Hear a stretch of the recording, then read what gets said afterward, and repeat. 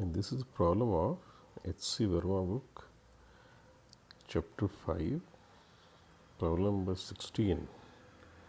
And this problem is based on laws of motion. इसमें moving पुली की problem है. Moving पुली की प्रॉब्लम स्लाइटली टफ लगती है, बट अगर इसका सही हमें कॉन्सेप्ट पता है we can do it easily.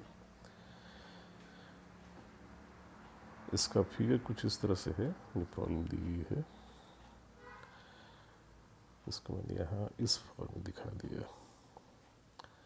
इसमें दिया क्या है, देयर इज सर्टेन एलिवेटर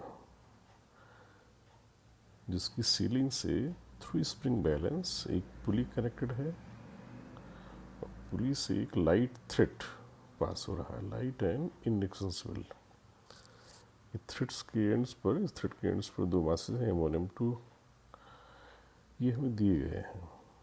इस एलिवेटर को सर्टेन एक्सेलेरेशन ए नॉट से ले जाया जा रहा है. क्वेश्चन में ए नॉट की वैल्यू जी वाई टेन दिया है. यहाँ मैं इसका जनरल सोल्यूशन फिर निकालता हूँ. क्वेश्चन है कि ऐसा करते समय इसकी रीडिंग क्या होगी स्प्रिंग बैलेंस की. स्प्रिंग बैलेंस की रीडिंग का मतलब कि यहाँ जो टेंशन आएगा इस स्प्रिंग में, इस स्प्रिंग को हम एक थ्रेड जैसा इमेजिन कर लें कि एज इफ ये थ्रेड ही है, तो जो उस थ्रेड में टेंशन होगा वही स्प्रिंग बैलेंस में फोर्स आएगा, और उस फोर्स को हम लोग केजी में कन्वर्ट करके आंसर देंगे. क्योंकि नॉर्मली स्प्रिंग की जो रीडिंग होती है वो केजी में ली जाती है. तो फोर्स तो ये न्यूटन में आएगा, फिर उसको हम लोग जी से डिवाइड करके केजी में कन्वर्ट कर लेंगे. इसमें एक सिंपल कॉन्सेप्ट यूज होता है जिसका कि प्रूफ यहाँ भी डिस्कस नहीं करेंगे. You should know it. Pulley अगर मूवेबल है, उसका एक्सेलेरेशन एपी है, तो पुली से जो स्ट्रिंग पास होती है उसके दोनों एंड्स के एक्सेलेरेशन इसी पुली के एक्सेलेरेशन के सेंस में अगर A1 और A2 है, मतलब सेंस से मतलब है कि एक्सेलेरेशन जो स्ट्रिंग है पुली से उसको रिड्यूस करने की टेंडेंसी रखे. अगर ये अपोजिट में होगी फिर यहाँ माइनस साइन आ जाएगा. तो रूल ये कहता है अगर ये एक्सेलेरेशन पुली और उस एंड के बीच की लेंथ को रिड्यूस करना चाहते हैं, दोनों के लिए पहले वैसे ही मानेंगे, तो इन दोनों के एक्सेलेरेशन का सम पुली के एक्सेलेरेशन की इक्वल होना, सॉरी ट्वाइस के बराबर होना चाहिए. अगर ये 1 है, ये 3 है, तो इनका सम हुआ 4. तो ये जो 4 आएगा ये इसके ट्वाइस के बराबर हो, यानी ए पी उस केस में 2 आ जाएगा. राइट.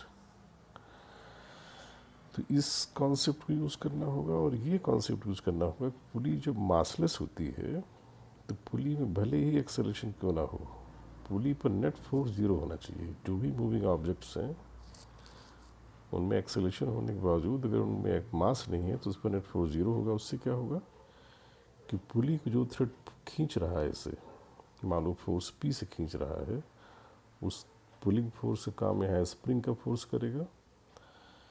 तो that P should be equal to tension on both side. और पुली चूँकि स्मूथ भी हम लोग मानते हैं, फ्रिक्शनलेस स्मूथ, ऐसे केस में थ्रेड जो पुली से पास होता है उसके दोनों तरफ टेंशन सेम लिया जाता है. This is simple but very important fact. इसके सेम होने के पीछे रीजन क्या होता है, पुली स्मूथ लेते हैं और इन दोनों को सेम इसके बराबर इसलिए मान रहे हैं. पुली इज मासलेस, जैसे नेट फोर्स पुली पर 0 हो, तो P is equal to 2T. हमारा इंटरेस्ट P में है. ये जो स्प्रिंग है इस पुली को किस फोर्स से खींच रही, वो अगर निकल आए तो रीडिंग निकल आएगी. तो हमें संभव दोनों तरफ स्ट्रिंग में टेंशन निकालना है. तो दोनों पे हम न्यूटन सेकंड लॉ लगा देंगे, दोनों के एक्सेलरेशन को लिख देंगे, फिर इस इक्वेशन यूज़ कर लेंगे. It can be easily obtained.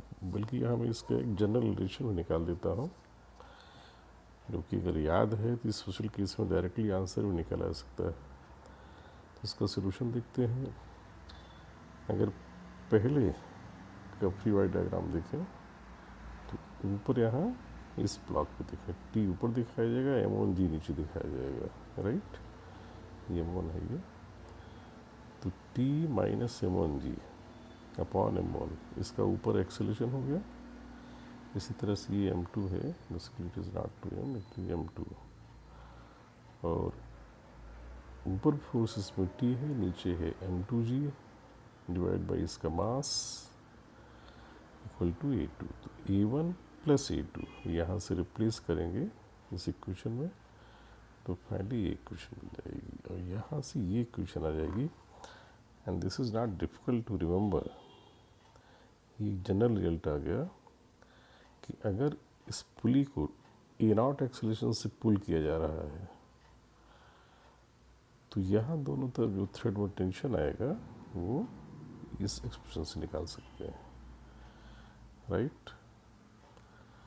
और जब ये टेंशन आ जाएगा तो इस टेंशन का डबल कर देंगे, पुली को खींचने वाला फोर्स आ जाएगा, दैट इज़ 2T। अब फिर उस 2T को हम लोग बेसिकली 10T को ही केजी में कन्वर्ट कर लें, फिर 2T अकॉर्डिंगली केजी में आ जाएगा।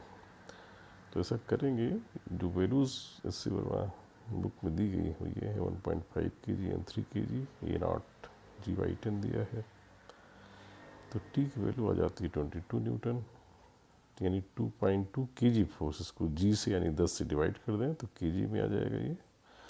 और 2T यहाँ की रीडिंग होनी है स्प्रिंग की, तो 4.4 kg force is the answer.